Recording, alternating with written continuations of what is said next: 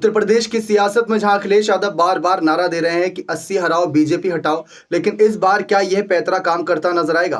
क्योंकि इस बार चुनौती उनके अपने ही बनते नजर आ रही है। जो 2022 के विधानसभा चुनाव तक उनके साथ थे नेता, वो इस बार उनके खिलाफ हो चुके हैं, जिसमें पल्लवी पटेल, स्वामी प्रसाद मौर्य, चंद्रशेखर आजाद, ओवैसी की बात कर ले, ओवैसी तो पहले से ही खिलाफ थे। ऐसे कई और बड़े नाम है, जयंत चौधरी का भी नाम अगर इसमें जोड़ ले, ओपी राजभर का नाम इसमें जोड़ दे तो कोई गुरेज नहीं। लेकिन अखिलेश यादव कैसे इस चुनौती का सामना करेंगे?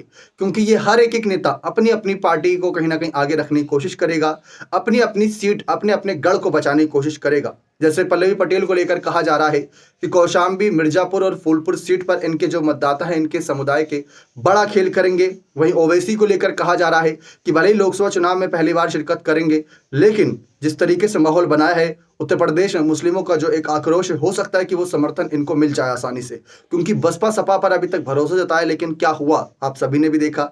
मुस्लिम मतदाता डरे हुए, ऐसा कई बार कहा जाता है, तो वहां पर एक बड़ा खेल हो सकता है। फिर उसके बाद चंद्रशेखर आजाद नगीना सीट पर यहाँ पर सपा प्रत्याशी के खिलाफ बड़ा खेल कर सकते हैं। यहां तक कि सपा प्रत्याशी ने बात कही थी कि जब चंद्रशेखर आजाद को लेकर पहले माहौल बनाया जा रहा था, बातचीत चल रही थी, तो उन्हें टिकट दे देना चाहिए था। फिलहाल अखिलेश का जो फैसला उसको स्वीकार करके आगे मनोज कुमार चुनावी मैदान में उतरे हैं। लेकिन चंद्रशेखर आजाद भी इस सीट पर बड़ा खेल कर सकते हैं। जो वोट हो सकता है कि 1,00,000-2,00,000 पहुंचता, उसको और कम करने की मादा रखते हैं चंद्रशेखर आजाद। तो ऐसे कई और नेता हैं, स्वामी प्रसाद मौर्य, जिन्होंने साफ तौर पर ऐलान कर दिया है कि वह भी इस चुनावी मैदान में शिरकत करते नजर आएंगे। अब वो किस तरीके से यहां पर माहौल बदलेंगे, देखना दिलचस्प रहेगा।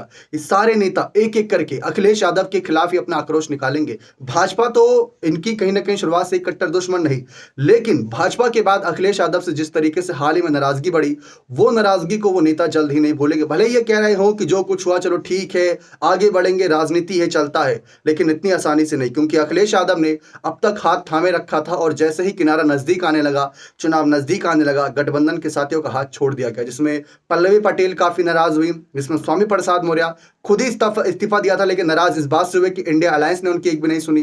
तो ऐसे माहौल बदलता जा रहा है। ओवैसी इस वजह से नाराज हुए कि कल को उन पर आरोप लगाया जाएगा कि आपने हमारा वोट काटा था, जबकि ओवैसी की पार्टी ने साफ कहा था कि इंडिया अलायंस हमें 5 सीट दे दीजिए, हम अपना आपके साथ मिलकर चुनाव लड़ेंगे, लेकिन वो 5 सीटों का ऑफर ठुकरा दिया गया। अब देखते हैं कि अखिलेश कैसे इस चुनौती का सामना करते हैं। बने रहे चैनल के साथ। बहुत बहुत धन्यवाद।